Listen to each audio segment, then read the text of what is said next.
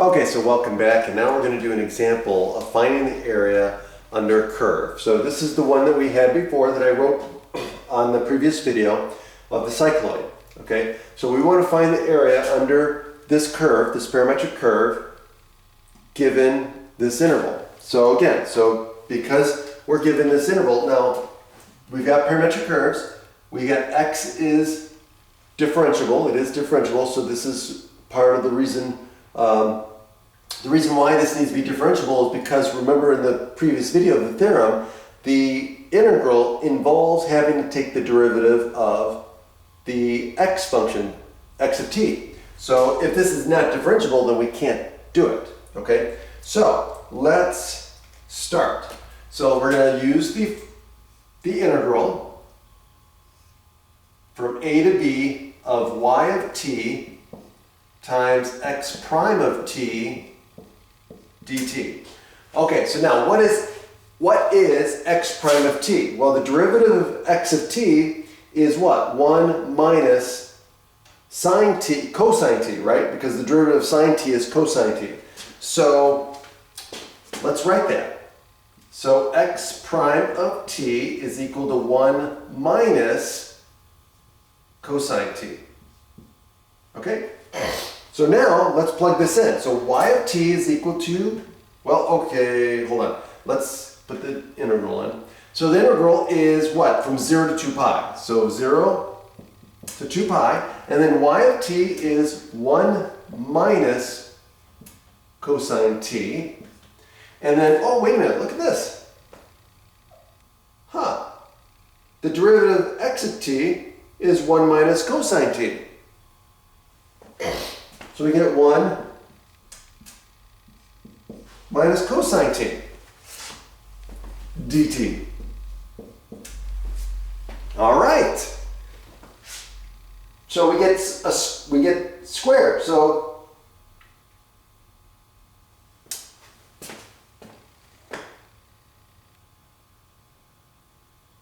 there's different ways we could do this. Anyway, I'm just going to expand it out. So we'll get the integral from 0 to 2 pi. And now this is going to give us 1 minus 2 cosine t plus cosine squared t dt. So all I did was use the distributive property or FOIL to expand it out. Okay, so now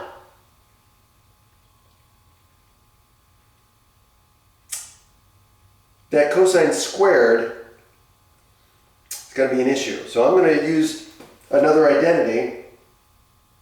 Okay? Again, I'm not going to use the Pythagorean identity. That would not help because then I'm just going to get a cosine or a sine squared t. And that's not going to help us. So I'm going to use one of the other identities for the double angle. Okay? So I'm going to write this as the integral from 0 to 2 pi of 1 minus 2 cosine t. And then I'm going to rewrite this as 1 minus or 1 plus cosine 2t.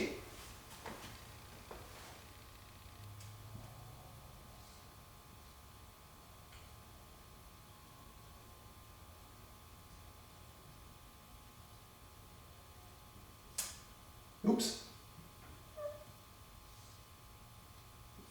Okay, over t, well, and then there's a dt here. Okay, so all I did was I rewrote it and I used the identity cosine squared t is equal to 1 plus cosine 2t divided by 2. Okay? Oops.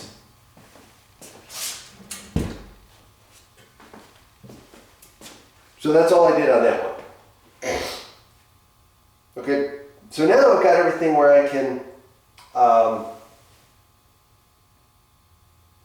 integrate.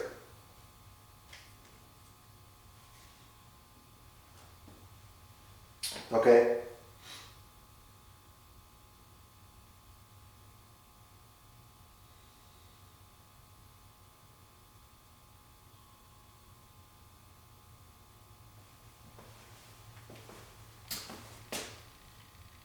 So let's go. So now I'm going to simplify this. So let's rewrite this as the integral from 0 to 2 pi. And so I'm going to split this up. And so I'm going to take a half here and add it to the 1. So that's going to give me 3 halves here. Minus 2 cosine t plus, and then I get 1/2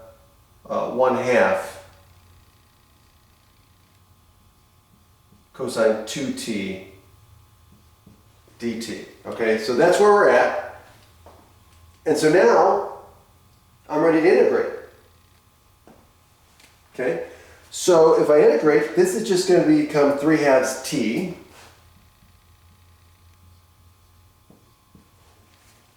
This is just going to be what? What is the antiderivative of cosine t? That's going to be negative sine, right? The antiderivative of this, of cosine, excuse me, this one. The antiderivative of cosine is negative sine. Okay, so this is going to become, or excuse me, sine. Okay? So the antiderivative of cosine is sine, right? Just think about, what do I have to take the derivative of to get cosine? Sine, okay? So this is going to become minus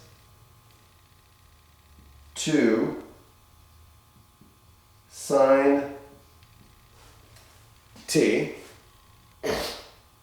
Okay, now, again, the derivative of sine gives us cosine, so the antiderivative of cosine is sine. But then we've got this angle over here, so we've got the chain rule that we have to deal with, okay? So remember the chain rule for integration, okay? We're going to integrate the outside and divide by the derivative of the inside. So we're going to get another 1/2 here. So this is going to become a 4th, okay? So this is going to become plus 1/4, and then this is going to be sine of 2t. Okay? Now, this is evaluated from 0 to 2 pi. Okay, so now we're ready to evaluate this thing using the fundamental theorem of calculus and to get our answer. Okay? So now, 2 pi, what happens to these at 2 pi? Well, sine of 2 pi, right? So when t is equal to 2 pi, the sine of 2 pi is 0 here. Well, here the sine of 2 pi, well, any multiple of 2 pi gives you the same thing, right? Because you have sine of 0 is the same as the sine of 2 pi. So any multiple of pi, okay? Yeah, any multiple of pi gives you 0. So at pi and 0, 2 pi and 0, these are going to be 0. So guess what? What do we get? Well, when we have 2 pi, we're going to get 3/2 times 2 pi. At 0, we're going to get 0. This is 0, this is 0, and this is 0. So we get minus 0, which is going to give us 3 pi. So the area under the curve for this cycloid from 0 to 2 pi is 3 pi. Have a great day.